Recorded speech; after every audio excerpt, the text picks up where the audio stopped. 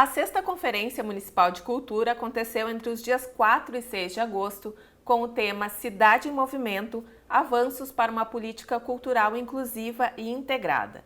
O evento antecede as conferências estadual e nacional e possibilita a participação efetiva da sociedade e dos agentes culturais na construção de ações no estabelecimento de metas para o setor.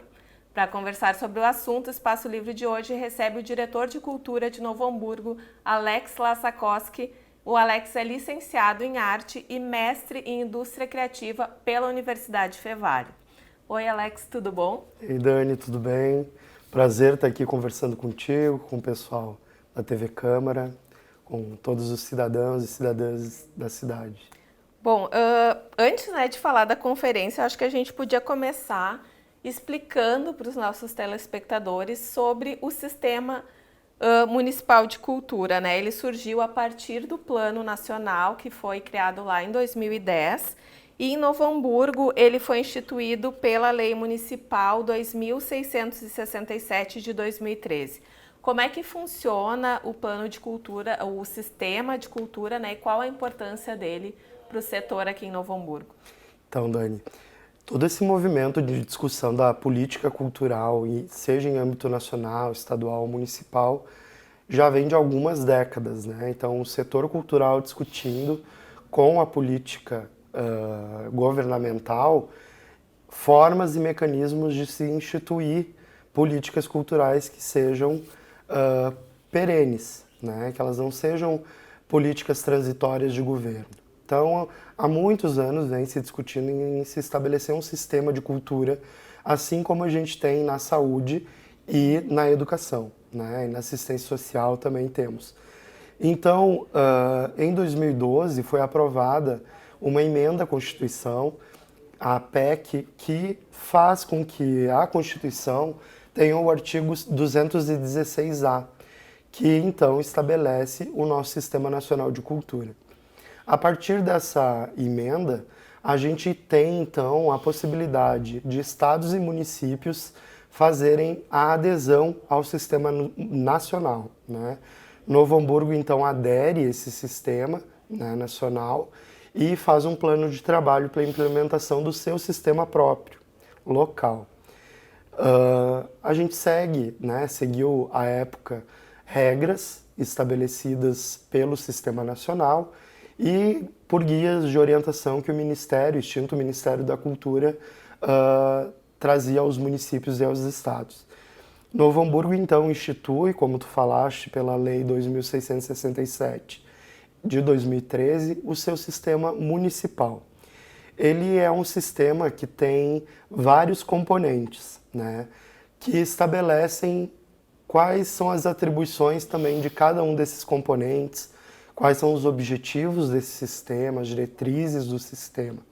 Então, nós temos como órgão coordenador a própria Secretaria Municipal da Cultura, nós temos um Conselho Municipal de Política Cultural que foi reformulado, seguindo as normativas nacionais, né, de serem espaços democráticos de participação social, ou seja, o Conselho passa a ser, então, paritário, consultivo, normativo, né, e deliberativo. Só para explicar, o paritário significa o mesmo número de integrantes da sociedade civil e do poder público. Exatamente. Muitos conselhos anteriores a essa mudança, né, proposta pelo Sistema Nacional, têm algumas composições que não são paritárias, né? Seja ou por maioria de governo ou por maioria da sociedade civil organizada. O nosso conselho, ele passa a ter, então, a representação da sociedade civil, não da sociedade civil organizada, né, que era representada por entidades, associações, né. Hoje não, hoje a gente brinca não, mas comenta que são os CPFs, que escolhem quem vão ser os seus representantes, e esses representantes são CPFs, pessoas físicas que se dispõem a representar os setores, né, da cultura. Então a gente tem hoje 13 setoriais, né, que compõem esse Conselho Municipal de Política Cultural e outros 13 representantes do poder público. Aí diversas secretarias, a Secretaria da Cultura, da Educação, da Saúde, do Esporte, Desenvolvimento Social, Econômico, Turismo, e aí vai.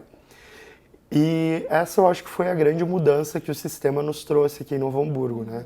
Antes, o conselho ele tinha representação de entidades, né? Então, a partir desse momento, a gente passa a fazer eleições diretas, né, e democráticas para a escolha desses conselheiros, né? O conselho ele tem conselheiros titulares e suplentes, né? E para mim é a principal mudança do sistema, né? Nós temos também no sistema algo que é fundamental, que é o Sistema Municipal de Financiamento à Cultura. Ele é composto seja pelo orçamento próprio do município, né, por meio das arrecadações que o município tem anualmente, e também pelo Fundo Municipal de Cultura. O Fundo Municipal de Cultura de 2015 até 2022 investiu R$ 1.400.000 em editais, e essa também é uma nova prática do sistema. Anteriormente eram subvenções, né? Projetos que vinham muitas vezes para a Câmara, né, subvencionar entidades, né, sem fins lucrativos. Hoje, com o Fundo Municipal de Cultura, a gente tira as diretrizes com o próprio Conselho Municipal de Política Cultural, estabelece quais são os valores, né, que vão ser investidos, onde esse recurso vai ser investido, de que forma vai se investir, então determinando as diretrizes, e a Secretaria da Cultura lança os editais, né, e faz todo o processo administrativo dessa seleção. Quando o projeto é contemplado, ele desenvolve aquilo que ele propôs. Então, eu acho que é uma mudança bem significativa também na política cultural, a implementação dos editais de fomento, né? Então, nós temos como característica também que os contemplados têm que dar uma contrapartida. Isso é estabelecido na lei do sistema, né? Então, ok, eu estou recebendo um recurso público, né? Ou seja, da arrecadação de todos os contribuintes do município, e eu tenho que, além do produto cultural que eu vou produzir com esse recurso, ter algum retorno, alguma contrapartida para a cidade, né? Seja uma palestra, a doação de parte do produto cultural que ele está desenvolvendo com o projeto dele, sejam ingressos, livros, né? Percentuais, assim, claro que não vão comprometer o recurso que ele recebeu para desenvolver o projeto, mas que tenha uma contrapartida, né? Que também é avaliada no momento que o projeto é avaliado. Isso faz parte também da política de democratização do acesso à cultura, né? Porque muitas vezes até os projetos ou ações culturais ficavam muito concentradas aqui na região central, não iam para os bairros ou não eram oferecidas para escolas ou em áreas mais vulneráveis, né? Eu acho que isso é uma parte bem importante assim da política de democratização do acesso. Não, né? perfeito, a tua lembrança. A gente vem fomentando muito isso na secretaria, com o conselho, né, de ampliar essa visão da democratização do acesso, né, de ampliar o acesso à cultura. Então, nós lançamos em alguns editais uma pontuação diferente para projetos que contemplassem bairros periféricos, né. Então, quando mais descentralizado o bairro que o projeto contemplasse, uma pontuação a mais ele ganhava, né? Isso faz com que pessoas que antes não tinham o desenvolvimento de uma ou outra atividade cultural naquele território passem a ter, que eles experienciem mesmo, né, a fruição cultural. A gente está falando também, além da democratização de acesso, da formação de público, né? Então, isso para mim é um eixo muito importante do sistema, a universalização da cultura, né? A cultura é para todas e todos. A cultura é um bem que nós fazemos diariamente, que nós consumimos diariamente, né? E a gente tem que cada vez mais possibilitar que ela chegue a todas e todos, né? E tem a questão também da democratização da produção, né? Que é outro ponto, eu acho que é importante. Porque antes se falava assim, eu vou levar cultura àquela comunidade, mas aquela comunidade também pode produzir, né? Também pode ser um agente cultural. Acho que essa também é uma parte fundamental, né, do plano, do sistema nacional e dessas novas políticas públicas. É bem isso, perfeito. Assim, tem até uma discussão teórica que compara democratização cultural com democracia cultural, que é o termo que a gente aqui tem que começar a amadurecer e usar no nosso discurso também, que é esse exemplo que tu traz, Dani. A democratização cultural, ela foi estabelecida também, até com a referência com a nossa Lei Federal de Incentivo à Cultura, né, a conhecida Lei Rouanet, que no início ela financiava coisas mais eruditas, né, mais clássicas, e levando muitas vezes para as comunidades periféricas aquilo que alguns julgavam como cultura, né? Ou seja, aquela expressão, manifestação popular, muitas vezes não era reconhecida como uma cultura, né? Então a gente chama das culturas eruditas, né? Então esse passo de levar a manifestação, um espetáculo de balé clássico, né, que tem um significado para uma comunidade que nunca teve acesso a isso, tu pode dizer que tu está levando cultura para ela, mas ela não é pertencente àquela manifestação, ela não se sente integrada ou apropriada daquela linguagem cultural. Ao passo que a democracia cultural, ela justamente traz esse ponto que tu coloca, de reconhecer que na comunidade também se produz cultura, que a comunidade frui, produz e pode sim utilizar aquela manifestação dela como uma ferramenta de transformação social. Então acho que essa é a grande diferença e a gente tem que daqui a pouco realmente refletir nesses termos, né? Claro, o sistema ele passa por atualizações, né? Eu acho que isso é o reflexo da nossa sociedade. A gente está em constante transformação, né? Nós, como pessoas que somos curiosas, né, pesquisadoras, a fim de conhecer sempre algo novo, vamos nos transformando com esses conhecimentos que a gente vai adquirindo, com as vivências que a gente vai tendo, com as pessoas que a gente vai conhecendo. Então, o sistema de cultura, eu faço essa analogia, ele vai participando de um processo de transformação da sociedade também. Então, ele tem que ser algo vivo, algo orgânico. Precisa acompanhar. Que acompanha as nossas mudanças, né? Hoje, a cultura ela é vista como um importante mecanismo de transformação social, mas também como um vetor econômico e com um potencial muito gigantesco, né? Sim. Então, só o setor cultural e criativo hoje já correspondem a mais do que o setor automobilístico, né? Então, em empregabilidade. Então, se a gente for pensar também nessas questões, a cultura ela tem um papel transformador em várias vertentes, seja no aspecto social, econômico e simbólico, né? Que é também um pouco da tridimensionalidade do olhar que a gente tem no sistema de cultura, das dimensões, né? Que é a dimensão simbólica, econômica e cidadã.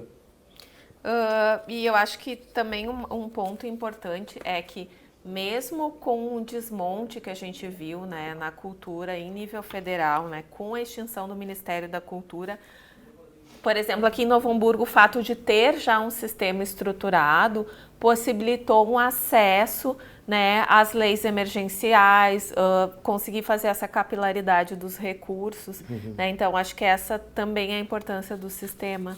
Total, porque assim, ele surge, o sistema também, o que se falava do CPF da cultura, né? Ter o conselho, ter um plano e ter o fundo, para conseguir acessar os recursos federais e estaduais.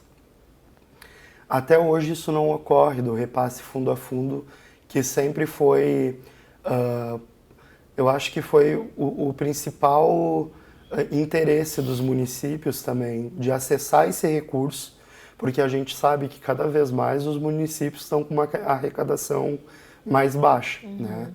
Assim como os estados, né? E os municípios dependem muito de recursos de transferência, né? Seja por fundo ou por outros projetos. Então, Novo Hamburgo experimentou, e a maioria das cidades brasileiras experimentaram esse gostinho num momento mais sofrido das nossas vidas, que foi a pandemia, mas que foi um momento crucial para a gente reconhecer o valor da cultura, a importância da cultura na vida, né, da gente. Então, esses recursos que a gente acessou por meio da Lei Aldir Blanc, eles são um gostinho de como é o sistema de cultura funcionando a pleno. O sistema nacional, o sistema estadual e municipal, né?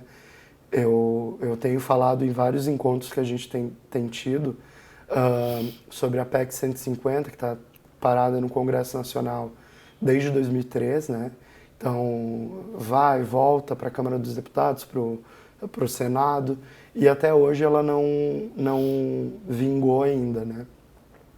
Então, ela estabelece percentuais mínimos de investimento na cultura, né?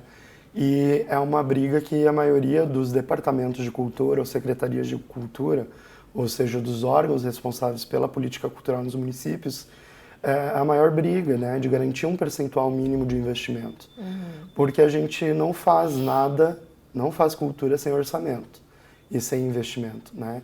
Então é essencial. Esse projeto todo está parado, mas a gente sentiu esse gostinho por meio da Lei Aldir Blanc, né?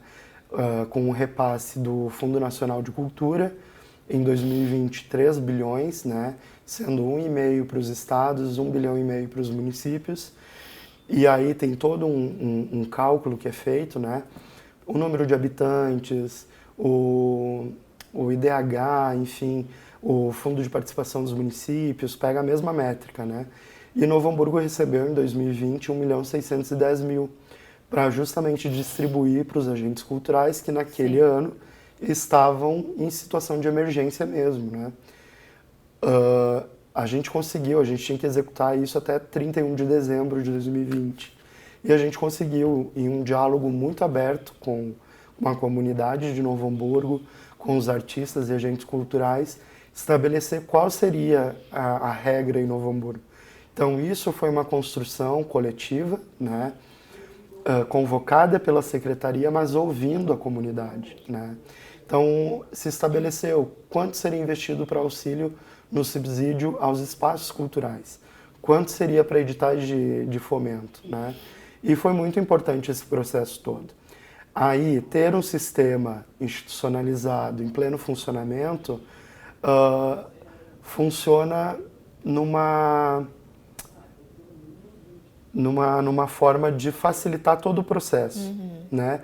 Porque os mecanismos estão postos, né? Muitos municípios que não têm seus sistemas, nem conselho, né, sentiram a necessidade de correr atrás para formar conselho, para ter a integração ao sistema nacional, para terem a sua lei de criação do sistema municipal. E Novo Hamburgo já tinha tudo isso, né? E vem cada vez mais aprimorando esse processo. Então, tá com esse processo em constante avanço, qualificação, foi e é fundamental para esses recursos que a gente recebeu e que a gente vai receber. Porque a gente deve conversar ainda também sobre a Lei Paulo Gustavo, a Lei Aldir Blanc II. Então, a gente vem se preparando muito para esses momentos, né? Mas, claro, é um desafio a cada novo...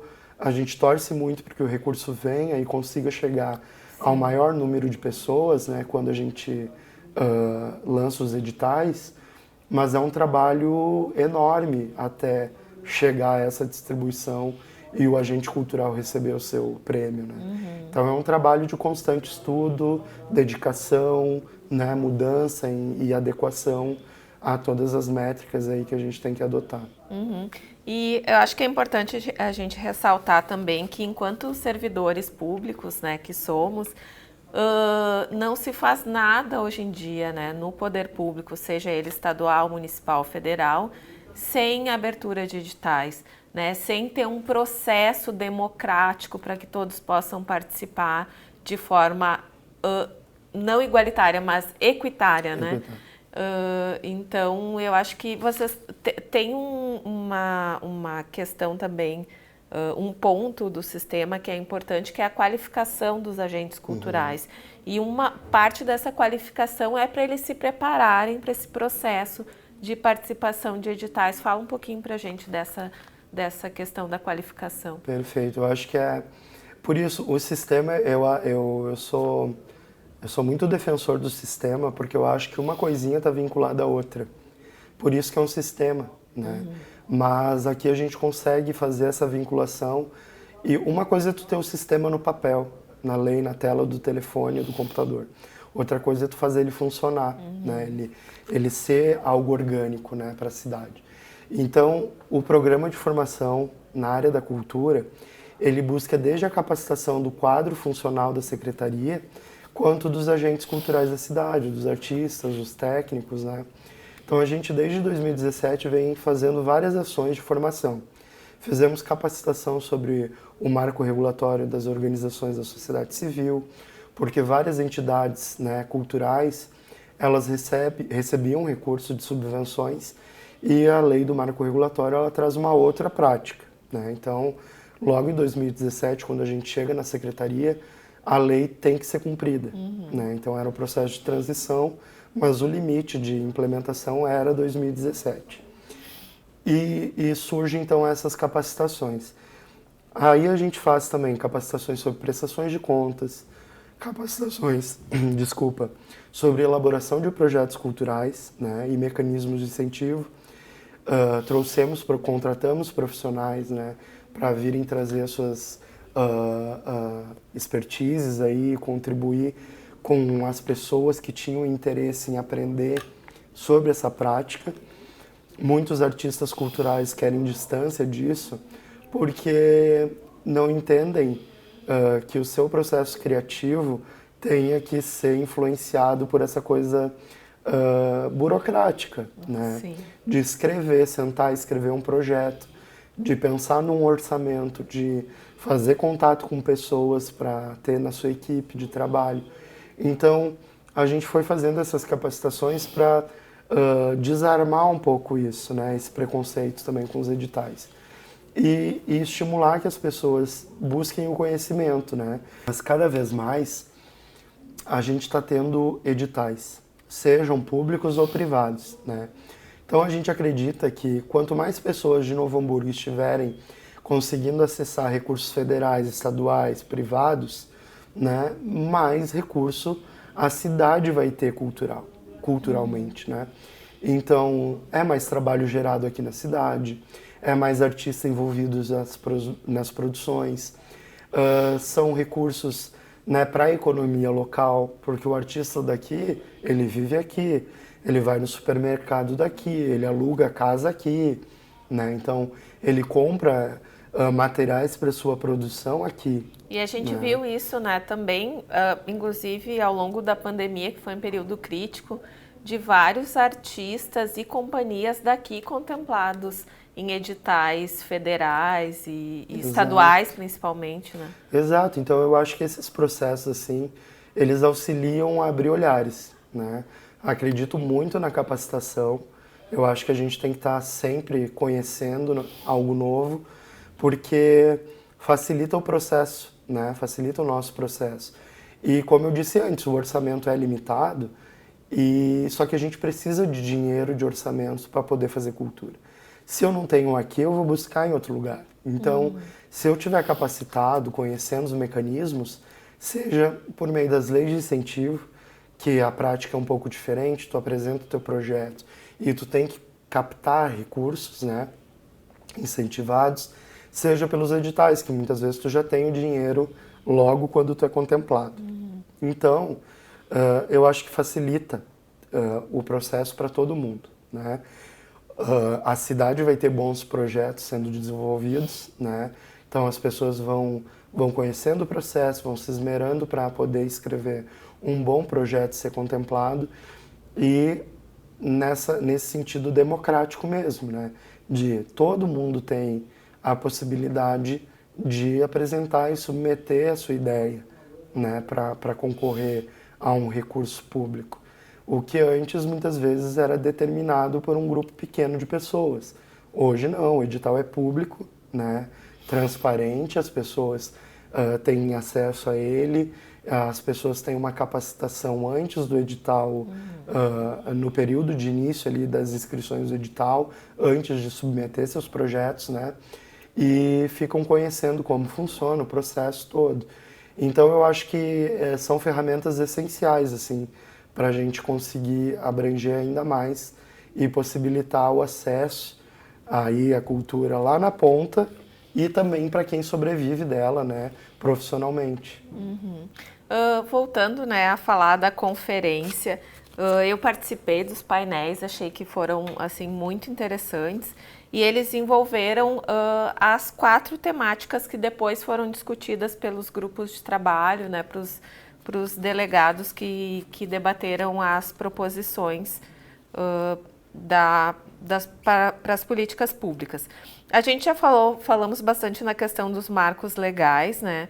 E tu falaste agora, e teve um painel bem interessante, inclusive, envolvendo a Secretaria de Cultura do Estado e a Universidade Fevale, que falava da sustentabilidade econômica da política cultural, né? E acho que isso é um tema que a gente tem que falar da cultura também como um eixo de desenvolvimento da economia do município, né? Fala um pouquinho pra gente dessa temática. Então, todas essas temáticas, né, que a gente abordou na 6ª Conferência Municipal, elas vêm da convocação da 4ª Conferência Nacional. Porém, a 4ª Conferência ela não vai ocorrer nesse período, né? Ela está se tendo toda uma discussão de prorrogação da realização dela, né? Mas como a gente faz a nossa conferência de 2 em 2 anos, a gente, e tinha essa discussão anteriormente à convocação, o Conselho, né, decidiu manter, nós mantivemos, e na comissão eu estou bem confuso com as comissões, são muitas, mas na comissão da conferência, a gente então conseguiu desenhar as mesas temáticas seguindo esses eixos que vão ser discutidos nacionalmente no Estado, né? Então, tu falaste aí institucionalização e marcos legais, participação social e representatividade, nós tivemos diversidade cultural e acessibilidade cultural e sustentabilidade da política cultural, né? Esse eixo foi no sábado de manhã, encerrando as mesas temáticas, né? E ele é fundamental para a gente conseguir pensar a continuidade da política cultural mesmo, como diz o eixo, sustentabilidade econômica da política cultural. Como eu falei antes, sem recurso a gente não faz cultura, né? Então a cultura, além dela ser fonte de riqueza, de recurso, ela precisa de recurso para se desenvolver. Mas ela cria um grande ciclo, né, de retroalimentação. Porque eu estava falando até há pouco, o artista local, ele consome aqui na cidade.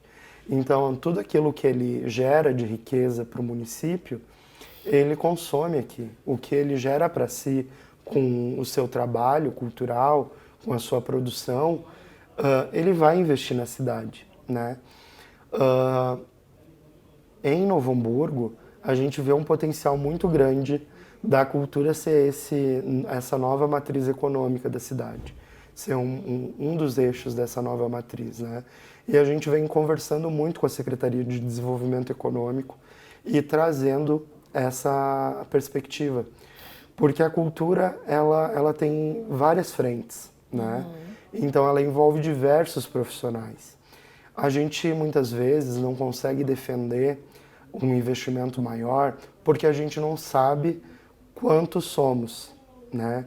Então a importância de se pensar sustentabilidade econômica é também, tem que ter também um passo anterior, que é conhecer a nossa realidade, seja os nossos hábitos de consumo, seja o impacto econômico que a produção cultural emprega na cidade, né?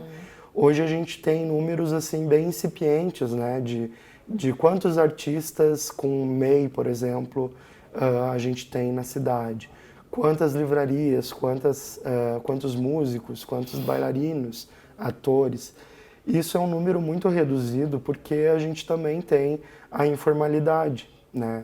A cultura é uma área muito informal ainda, mas ela tem uma arrecadação para o nosso país muito grande, né? Ela é responsável por uma parcela muito grande do nosso PIB, né?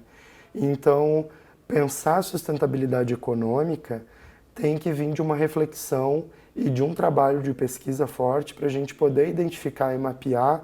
Eu acho que é bem importante essa questão que tu falou dos dados, né? Porque só se constrói política pública a partir de dados, né? Isso. E isso também é um dos eixos do sistema, né? Ter um sistema de informação sobre a cadeia da cultura, Isso. sobre os profissionais da cultura. É um trabalho que precisa ser feito a longo Exato. prazo, né? Para a gente poder dizer assim que tem que ter tal política cultural, tal política pública de cultura, tal investimento, eu preciso saber qual vai ser o impacto, né?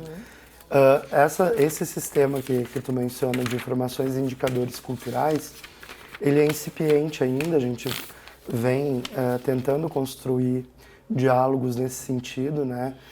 Tivemos algumas experiências menores, mas a gente está numa conversa bem grande com o Inova RS para desenvolver um mapeamento da indústria e da economia criativa aqui em Novo Hamburgo. E a cultura é um dos eixos principais da indústria criativa, né? E é essencial a gente saber quanto somos, como eu falei, quanto a gente gera de riqueza, né?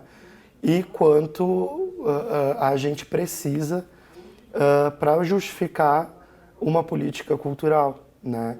Quantas pessoas consomem, por exemplo, produtos culturais? Quantas frequentam o teatro, a biblioteca, o Teatro Fevale, né? E todos esses números são essenciais. Quantos livros as pessoas leem por dia, por mês, por ano, né? Então, para a gente poder pensar política que consiga chegar naquele ponto, né?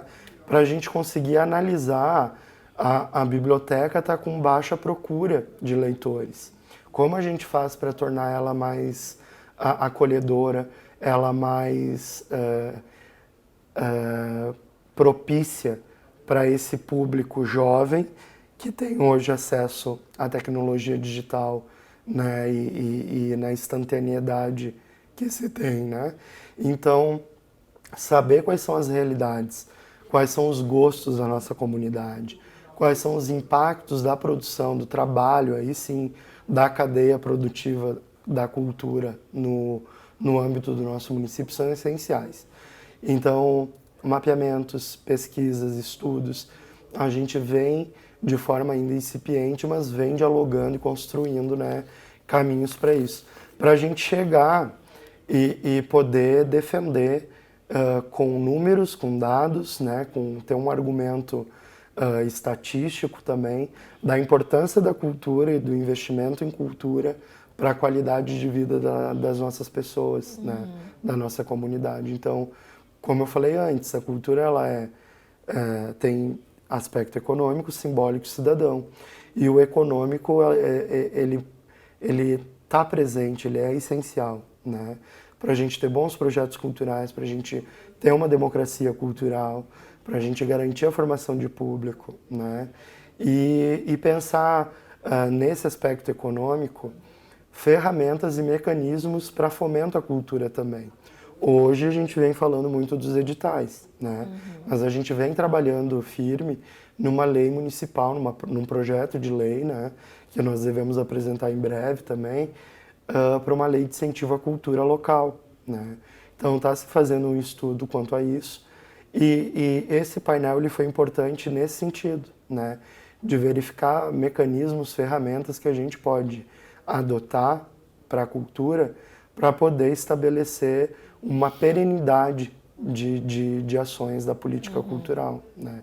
Então, o Tarson, que esteve ali, né, da Diretoria de Estatística do Estado, e trouxe todo esse amparo sobre indicadores, sobre métricas, né, de mapeamentos.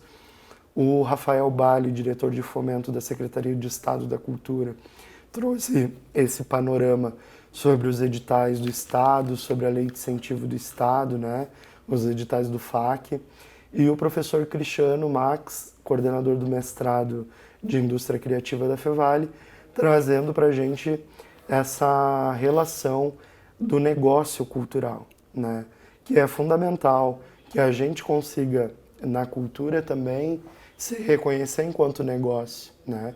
A gente tem aquela arte conceitual que muitas vezes não quer ser reconhecida como um negócio, mas ela tem um impacto na cidade, né? Então, a formalização dos artistas independentes, né, vão possibilitar que a gente tenha números, que a gente consiga chegar também nessas pessoas, porque é um mapeamento que se faz, né? E muitas vezes também os artistas têm que ter um plano A, B, C, né, para o seu sustento, né, ou dar aula, trabalhar em outras atividades e ter a cultura como uma atividade secundária, porque justamente não consegue se manter a partir do trabalho cultural e artístico, Exato. né? Então, nessa perspectiva de sustentabilidade, se fala também dessa questão seja da capacitação, né, dessa coisa de tu aprender como gerir teu negócio cultural, né, então, como fazer e se reconhecer enquanto um empresário da cultura, né, mesmo tu sendo um artista, mas tu tem um MEI, tu tem uma empresa, tu é um empresário. Então pensar teu plano estratégico, teu plano de carreira, né, teu plano de negócios, né, em si, e como fazer teu marketing, como chegar, alcançar as pessoas na divulgação, para o teu lançamento de livro tá cheio, para o teu espetáculo ter público, para te conseguir vender o teu produto cultural, seja a tua obra de arte, teu artesanato, né? Porque a cultura ela tem esse aspecto intangível, né? E também material. Então a gente tem que conseguir se reconhecer como uma fonte importante para o desenvolvimento das cidades, né? A cultura, para mim, ela tem um papel fundamental para isso. A gente falou sobre a importância da Lei Aldir Blanc, né, nesse momento de pandemia, e a gente teve agora recentemente a aprovação pelo Congresso, né, na verdade, a derrubada do veto presidencial às leis Aldir Blanc II e Paulo Gustavo. Como é que está após a publicação, né, a efetivação dessas leis? E quais as expectativas para Novo Hamburgo? Então, Novo Hamburgo, por alguns cálculos, né, que a gente teve acesso também, de guias assim, nacionais, a gente deve receber, ainda esse ano, 1.900.000 aproximadamente para investimento por meio da Lei Paulo Gustavo. A Lei Paulo Gustavo ela tem recursos principalmente do Fundo Setorial do Audiovisual e do Fundo Nacional de Cultura, né? Então, parte desse recurso é para investimento em audiovisual. São 5 faixas de investimento, né, que a gente vai poder atuar enquanto município, né? Então, nós temos que investir em produções audiovisuais, em formações, em mostras e festivais, e em aquisições, e também uma parte daí sim para o setor cultural como um todo, né, mais ampla. A gente ainda aguarda a regulamentação dessa lei e tem ainda a expectativa de prorrogação da execução, porque pela lei até então ela tem uma execução também datada até 31 de dezembro. Ou seja, os municípios, pelas conversas que a gente já participou, encontros que a gente já participou, seja da Conferência dos Dirigentes Culturais, né, do Estado, que são compostas por outros secretários, diretores de cultura do Estado, a previsão é que os recursos devam ser liberados em outubro, né? Então, para os municípios distribuírem esses recursos, por menores que eles sejam, né, Novo Hamburgo ainda tem um valor bom, né, para receber. Mas tem municípios que vão receber 50 mil, 40 mil, né? Então, é muito trabalho para 2 meses, né, fazer o lançamento dos editais, a seleção dos projetos e o depósito na conta do proponente contemplado. Então, ter essa discussão, essa regulamentação é fundamental para que a gente consiga também articular como vai funcionar em Novo Hamburgo com a comunidade, né? Então nós vamos fazer também uma conversa e ter sempre essa conversa muito próxima com o Conselho Municipal de Política Cultural, mas a gente quer ouvir também a comunidade como um todo, né? Os fóruns setoriais de cultura. Então a gente fez em 2020, se eu não me engano, foram 13 encontros virtuais, que foram os diálogos culturais, né? Para a discussão da implementação da Lei Aldir Blanc I aqui em Novo Hamburgo. Então foram momentos muito legais, assim, da gente, enquanto poder público, poder ouvir quais são os anseios, as dificuldades do setor e poder desenhar juntos a melhor proposta, né? Claro que ela não vai ser a proposta que vai agradar todo mundo, porque cada um tem um ponto de vista diferente, né? Mas ela vai ser, com certeza, a proposta que vai ao encontro do que a maioria vai determinar, né? Então, a gente está nessa expectativa de ter mais informações. A Lei Aldir Blanc ela foi muito desafiadora para os municípios todos, né? Porque a regulamentação ela veio muito fraca, ela não determinava parâmetros claros, né? Para a gente poder ter segurança jurídica de condução e aplicação desses recursos, né? Então, as procuradorias dos municípios tinham uma restrição em alguns pontos, porque a lei ela deixava isso confuso ou nem dissertava sobre, né? Então, por segurança jurídica, a gente teve que ser mais, em alguns pontos, restritivos, né? Mas eu espero que a regulamentação da Paulo Gustavo e da Aldir Blanc II, ela tenha mais clareza, né? E tenha uma efetividade e uma eficácia e agilidade melhor do que a experiência com a Aldir Blanc, né? Porque o tempo, se não for prorrogado, vai ser muito curto, né? Para fazer esse dinheiro ser distribuído, né? Bom, a Secult vem, mudando um pouquinho de assunto, mas trabalhando e também foi criada durante a conferência, né, uma diretriz para a renovação do plano de cultura para a promoção de ações culturais antirracistas e voltadas para as educação étnico-raciais. Como é que tem sido esse trabalho e qual a importância, né, de uma política assim em uma cidade como Novo Hamburgo? Sim, acho que é fundamental. É fundamental a gente reconhecer que nós temos em Novo Hamburgo a constituição de uma cidade diversa, né? De pessoas de etnias diferentes que refletem o que é o nosso país, né? Então, nós tivemos sim uma importância, né, com a imigração alemã, mas a gente tem em Novo Hamburgo um trabalho de gente que não foi reconhecida, né? Sejam indígenas, sejam negros e negras, né, que já estavam aqui antes de tudo ser erguido, né? Então eu acho que é fundamental a gente ter essas reflexões. Nesse processo dos nossos editais de fomento, a gente começou a discutir muito fortemente isso também com o Conselho, né, de Cultura. E eu acho que é fundamental, a gente não vai conseguir ter uma sociedade com equidade se a gente não pensar em alguns momentos nessa responsabilidade que cada uma e cada um de nós tem de proporcionar a oportunidade, o acesso, né?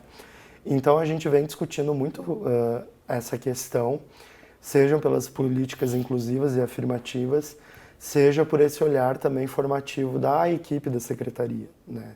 Então a gente vem desenvolvendo um grupo de trabalho liderado pelo nosso chefe de gabinete, o Leonardo Rosa, com a participação de outros colegas da secretaria também, a Duda, que é a nossa estagiária de comunicação, a Denise, que é a nossa colega também da secretaria, tivemos a participação do Luiz Cláudio, que também coordena a Praça Céu, e outros colegas de outras secretarias também, o Mauro Silva, da Segurança, né? E por aí vai. Então, formando esse grupo de trabalho para discutir essas questões antirracistas, né? E com isso a gente foi também aproximando outras pessoas com interesse nessa discussão, né? Porque não adianta eu me dizer não racista se eu não tiver um enfrentamento e um posicionamento antirracista. Mesmo eu sendo branco, eu tenho que ter essa consciência do sofrimento que já se causou e muitas vezes diariamente se causa, né, por questões de diferença da nossa raça, né, e da nossa cor, né, é uma coisa que a gente não pode aceitar. Então eu acho que a gente tem que discutir, a cultura tem esse espaço, né, para essa pluralidade, essa diversidade, é o local dessas discussões, eu acho, sabe? E a gente vem conseguindo fazer isso, agregando cada vez mais pessoas que estão formando um outro olhar para todos nós ali na secretaria também, né? E acredito que para o Conselho de Política Cultural também.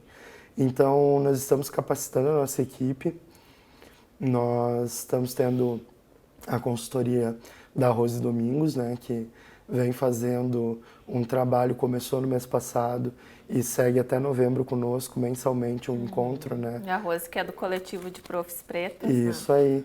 A Rose vem fazendo, então, essa dinâmica de capacitação para as relações étnico-raciais com a nossa equipe. E nós vamos depois desenvolver essas ações abertas também, se propondo para o Conselho, né, também essa atividade, e também para a comunidade, né, porque é um trabalho muito legal, assim, sabe, é muito importante, muito necessário, né, e é tão estranho a gente estar comemorando esse ano 200 anos de independência, a gente está falando ainda de racismo, né, a gente está vendo na TV, nos jornais, na mídia, cada vez mais um clima de ódio, um clima de, eu digo até de desastre da humanidade mesmo, né? Porque são retrocessos, né? Ao invés da gente evoluir enquanto pessoas, enquanto seres humanos, com tudo que a gente já aprendeu, a gente regride muitas vezes, né? Então, o nosso papel na cultura é que a gente consiga também ter espaço para esse diálogo e combater fortemente o racismo, né? E qualquer outro tipo de preconceito, seja de gênero, né, de questões raciais, enfim. Tem, dentro das políticas afirmativas, tem cotas também para pessoas trans, né? Tem. Foi uma discussão, acho que dentro do Conselho. Foi. A gente tinha, dentro dessa política, na parte inclusiva também, as pessoas com deficiência, negros, quilombolas, indígenas, né, incluímos ciganos, a questão da mulher, né, questões de gênero, trans e travestis, né. Então, são políticas que devem ser respeitadas e devem ser fomentadas cada vez mais. Como tu já falou antes, né, a questão de equidade ou de igualdade. É muito bonito a gente falar que somos todos iguais, né? Mas a gente pode ser igual em ter carne e sangue no nosso corpo. Iguais com oportunidades diferentes. A gente parte de pontos diferentes, né? Então não tem como dizer que somos iguais. Cada um tem uma oportunidade e uma vivência diferente. Então a gente precisa reconhecer isso. E para chegar na equidade, a gente tem que ter, sim, a garantia mínima de políticas inclusivas e afirmativas, né? É uma cota muito pequena para essas de vagas, né? Para essa ampla concorrência que a gente tem nos editais. Então, hoje as políticas elas representam 30%, né, das vagas gerais que a gente tem dos recursos todos para essas pessoas que a gente comentou. Mas é fundamental a gente defender isso e discutir isso, né? Ainda é um ponto que precisa ser muito discutido, né? No Conselho a gente vem discutindo, né, essas questões, porque a gente, como falamos já, né, a gente vive numa sociedade intolerante, né, seja por questões religiosas, por questões de gênero, de cor, de raça. Então, eu não consigo admitir isso, sabe, que tem esse pensamento contrário, porque a gente não está num ponto que a gente tem direitos iguais para todos, né? Então, os direitos estão postos na legislação, mas a gente tem que lutar cada dia mais para fazer com que esses direitos sejam efetivados, né? Então, elas são essenciais, essas políticas, né, para a gente poder chegar na equidade sonhada. Uhum. Tu falaste muito sobre a importância do Conselho de Políticas Culturais e a gente está nesse momento agora que é o de renovação do Conselho. E fala um pouquinho, né, até para as pessoas que estão nos assistindo, como é que elas podem participar. A gente já teve diversas setoriais já com seus representantes eleitos, mas ainda segue o processo de eleição do Conselho. Sim, ainda segue. A gente está nessa caminhada desde julho, né? E pretende concluir, né, esse processo dia 5 de setembro, que é a terceira convocação do Fórum Setorial, né, que está pendente, que é de audiovisual. São dois, na verdade, audiovisual e patrimônio histórico e cultural. Então, são as duas setoriais que ainda não conseguiram, né, a mobilização para a eleição. A gente no Conselho, então, como eu falei antes também, ele tem a representação da sociedade civil por fóruns setoriais, né? Então tem lá o Fórum Setorial de Artes Circenses, de Artes Plásticas, de Audiovisual, de Dança, de Música, de Literatura, Patrimônio Histórico e Cultural, de Cultura Popular e Diversidade, né? Que a gente tem aí Carnaval agora, que conquistou uma cadeira, Capoeira, Tradicionalismo e Canto Coral. E eu acho que eu esqueci de algum, mas são vários fóruns setoriais, né, que nós temos compondo teatro e produção cultural, isso aí. Então são vários fóruns setoriais e a gente sabe que não são todos os fóruns que representam as manifestações culturais da cidade, que vai muito além disso. Mas são os fóruns setoriais que se mobilizaram na implementação do sistema, na primeira conferência, que definiu quais as cadeiras, né, que seriam representativas ali. Então, esses fóruns, eles estão elegendo, né, elegeram seus representantes por um mandato de 2 anos. Então, essa gestão atual, que encerra agora em setembro, e já tomando posse a nova gestão 2022-2024 do Conselho. E teremos aí ainda um processo, né, até a posse, as inscrições para as 2 representações faltantes, que é Audiovisual e Patrimônio Histórico e Cultural, seguem as inscrições até o dia 29 agora, de agosto, e dia 5, então, de setembro, às 19h30, a gente faz a eleição no Auditório Quinho Nazário da Casa das Artes. E aí a gente espera que a gente tenha uma participação efetiva, né, desses fóruns para conseguir eleger. Mas eu falo em todos os fóruns e todas as oportunidades que eu tenho de falar com os agentes culturais, com seus representantes, sobre a questão de efetivar esses fóruns setoriais, né? Deles não serem espaços simplesmente para, de 2 em 2 anos, se encontrarem para eleger uma pessoa para estar à frente, né? Vai muito além disso, né? A gente precisa que esses fóruns eles sejam efetivos, orgânicos, né? Que eles se encontrem periodicamente, que eles tenham um canal aberto para discussão, para o debate, para as demandas, né? Que são setoriais, mas que também convergem na política geral da cultura do município, né? Então, eu sou um defensor muito ferrenho dos fóruns setoriais, do próprio Conselho de Política Cultural, porque é o canal de participação social, né? E a nossa Constituição de 88 é o principal marco legal para garantir que a gente tenha esses espaços de participação, né? Que a gente participe da decisão, desses processos de decisão, né? Então a gente precisa ocupar esses territórios, esses espaços de discussão. E os fóruns setoriais são isso, são espaços para diálogo, né? A gente pretende também, pela Secretaria da Cultura, estar mais presente ainda com os fóruns setoriais, fazer algumas convocações para discutir a política setorial e para discutir a cultura da cidade, o avanço dessa cultura, né? A gente teve como tema Cidade em Movimento. A gente precisa colocar a nossa cidade em movimento, né? A gente está vindo de um pós-pandemia que a gente ainda tem pandemia, mas de uma crise que foi muito forte para todos nós, né? Seja essa crise sanitária, econômica, social. Então, a gente reconhece, sim, a cultura como o principal eixo transformador desse processo todo, né? E eu acho que esses diálogos eles vão ser fundamentais para realmente colocar a nossa cidade em movimento, para dar brilho no olho das pessoas, para a gente poder se reconhecer seres diversos, plurais, né? E cada vez mais empoderados dessa política pública, né? Tá certo. Quero agradecer a tua presença aqui e acho que a gente com certeza vai voltar a falar sobre essas temáticas da cultura aqui, né? Especialmente nesse momento que a gente está tão crucial para o nosso país e também próximo aqui no município a votação da Lei de Diretrizes Orçamentárias, do orçamento que inclui também esse recurso para a cultura. Para a gente finalizar, eu ouço muito um discurso da Secretaria como a cultura promotora de afetos. E queria que tu nos falasse sobre isso, então já te agradecendo aqui pela participação.